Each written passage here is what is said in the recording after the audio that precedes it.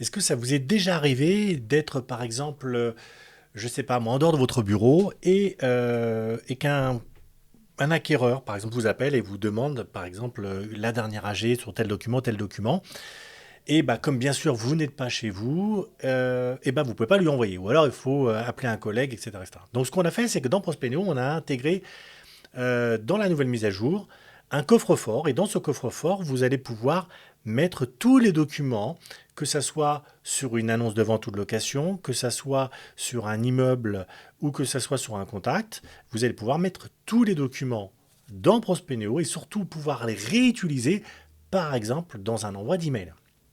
Alors, déjà, ce que je veux faire, c'est qu'on va partir d'une propriété ou d'une annonce. Alors, en réalité, vous allez voir que c'est la même chose, puisque, comme vous le savez maintenant, une annonce a comme base une propriété. Donc, une annonce, c'est le statut d'une propriété qui va être soit en vente, soit en location. Donc, ce que je vais faire, c'est que je vais prendre par exemple une annonce de vente. Je vais cliquer dessus, je prends la première, peu importe. Et donc là, maintenant, vous pouvez accéder aux documents de différentes manières. La première manière, c'est par exemple, vous cliquez en haut à gauche sur la photo et là, vous allez avoir un petit label qui va apparaître qui s'appelle Ajouter et modifier. Vous allez aussi le pouvoir y accéder à partir d'Action, du menu Action, et là, vous allez au sous-menu Ajouter et modifier un média. Ou alors, vous pouvez y aller de l'onglet Marketing ou de la partie Documents. Alors, sur la partie Documents dans l'onglet, la seule particularité, c'est qu'en réalité, si vous n'avez pas de document ici, vous ne pourrez pas accéder à la partie média. Donc, moi, ce que je vais faire, assez classique, je vais aller sur le menu Action et je vais descendre dans la partie Ajouter, modifier un média.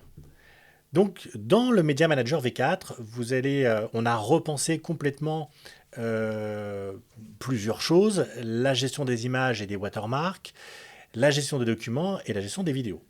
Donc, nous, ce qui nous intéresse, c'est la partie documents.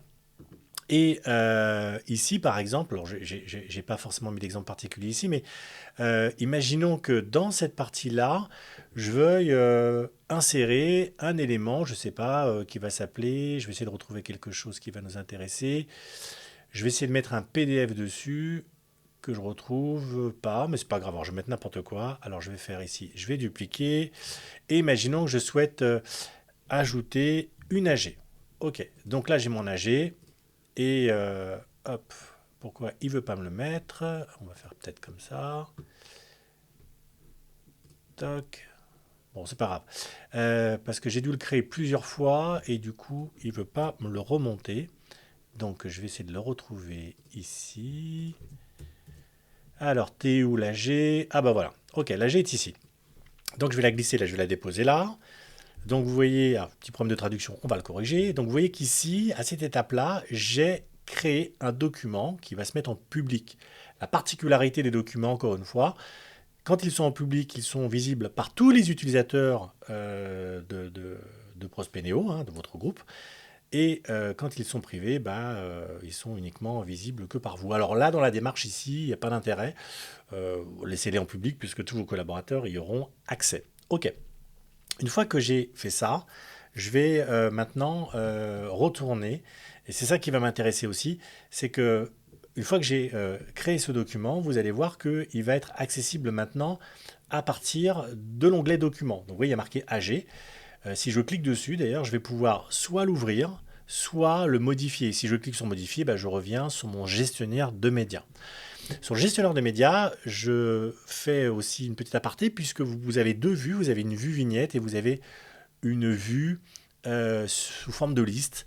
Et cette vue sous forme de liste, elle va être assez pratique pour vous parce que eh ben, vous allez pouvoir générer ce qu'on appelle les mass actions. Donc si par exemple vous avez plusieurs documents dessus, vous allez pouvoir sélectionner plusieurs documents et bah, soit les télécharger, soit les passer en privé, soit les supprimer. Donc ça va être extrêmement pratique encore une fois quand vous avez beaucoup de documents.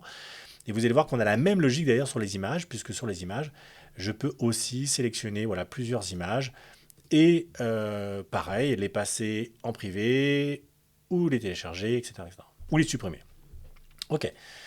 Donc là, on a vu comment charger un document dans la partie annonce ou propriété. D'ailleurs, on va voir si on retourne. Là, je suis sur une annonce de vente. Si maintenant je retourne dans la propriété, bah, logique, je retrouve exactement les mêmes documents. Maintenant, on va aller sur le contact rattaché. Donc, vous voyez sur les contacts liés à cette annonce, je vois que Tom Personne ou Pierre Durand sont les propriétaires. Donc, je vais cliquer par exemple sur Tom Personne. Et là, de la même façon, je vais aller. Donc, j'ai un onglet document là, qui est vierge parce que j'ai rien mis dessus. Mais de la même façon, je vais pouvoir aussi intégrer des documents, mais là, relatifs à la personne. Alors, généralement, ça va être quoi? Ça peut être une carte d'identité, ça peut être un avis d'imposition, voilà, quelque chose qui est vraiment relatif à la personne. Ça peut être aussi un titre de propriété, ça sera à vous de définir. Est-ce que vous préférez le mettre sur la partie annonce ou sur la partie contact? Voilà. Donc là, de la même façon, je vais cliquer sur Action, je vais aller sur Ajouter, modifier un document, et ici, je vais aller chercher un document qui va s'appeler par exemple carte d'identité. Je vais le glisser, et j'ai bien la notion de carte d'identité qui apparaît ici. Alors, la petite particularité quand vous êtes sur un contact, c'est qu'il n'y a pas de notion de privé ou de public. En réalité, là, dès que vous mettez un document, il va être accessible par tous les utilisateurs de votre groupe, donc tous les conseillers qui bossent avec vous. Donc là, j'ai pas encore une fois d'éléments spécifiques de privé ou public sur la partie des médias d'un contact. Ok.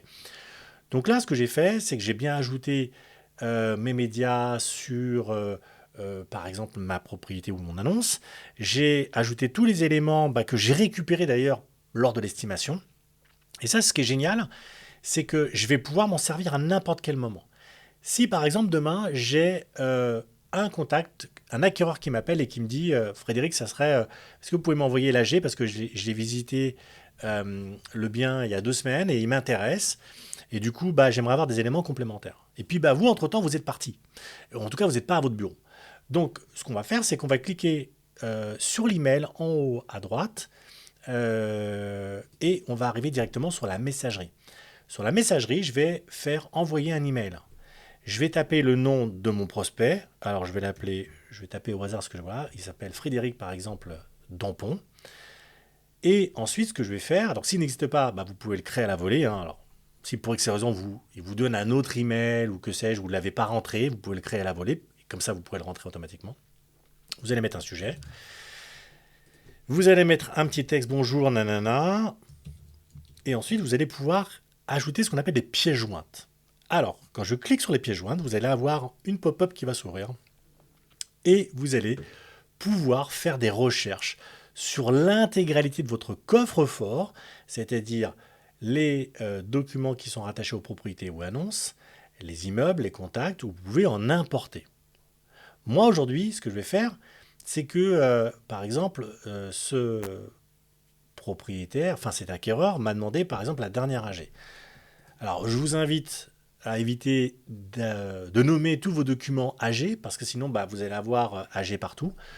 Donc, vous pouvez mettre un moyen mnémotechnique, ça peut être AG avec, par exemple, l'adresse de l'immeuble, ou voilà. Bon, c'est pas très grave, parce que, de toute façon, vous avez une prévisualisation, mais c'est vrai que si aujourd'hui, c'est trop petit, vous ne verrez pas la différence. Donc, voilà, je vous invite quand même à mettre des noms sur vos documents qui vous permettent de vous repérer dans le temps. Donc là, ce que je vais faire, c'est que je vais pouvoir, par exemple, sélectionner plusieurs documents. Donc là, je peux les taper. Hop, je vais taper AG pour vous montrer. Voilà, il me sélectionne 2 documents. Et ces documents, ils ont la particularité d'être ajoutés en tant que lien. Donc si je clique sur le bouton en bas à droite, ajouter en tant que lien, vous allez avoir 2 liens. Et ces 2 liens vont être accessibles 7 jours. Le gros avantage quand vous mettez des liens, c'est que si vous avez plusieurs documents, vous ne vous retrouvez pas avec un email qui est extrêmement lourd et qui risque d'être spammé. Donc c'est quelque chose d'extrêmement léger que vous allez pouvoir envoyer automatiquement. Donc là, ce que je fais, c'est que je vais pouvoir envoyer mon email. Là, vous avez 5 secondes pour pouvoir l'annuler si vous avez fait une erreur ou si vous voulez le compléter. Et donc, on va se retrouver avec un email maintenant, d'envoyer avec les pièces jointes.